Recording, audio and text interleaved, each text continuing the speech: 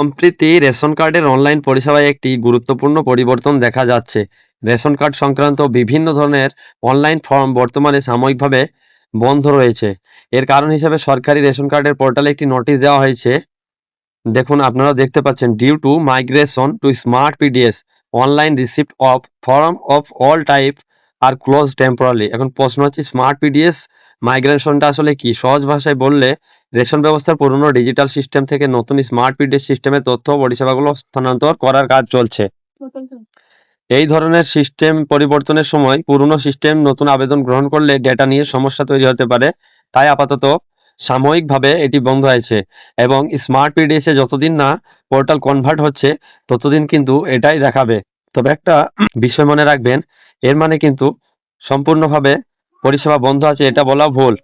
আপনার যদি খুবই ইমার্জেন্সি থাকে তাহলে আপনি ফর্ম ডাউনলোড করে আপনার বিডিও অফিসে সেটি হাতে লিখে ফিল আপ করে জমা দিতে পারেন। তবে অনলাইন ফর্ম আবার ঠিক কবে থেকে চালু হবে এই নোটিশে কোনো নির্দিষ্ট তারিখ উল্লেখ করা হয়নি। তাই এখন আপনার রেশন কার্ডের কোনো অনলাইন ফর্ম সাবমিট না হলে চিন্তা করার কিছু নেই। এটি আপনার রেশন কার্ডের কোনো সমস্যা হওয়ার কারণ নাও হতে পারে। স্মার্ট পিডিএস সিস্টেম মাইগ্রেশনের কারণে বর্তমানে অনলাইন ফর্ম গ্রহণ বন্ধ রয়েছে। অনলাইন পরিষেবা চালু হলে অবশ্যই সেই আপডেট আপনাদের জানানো হবে।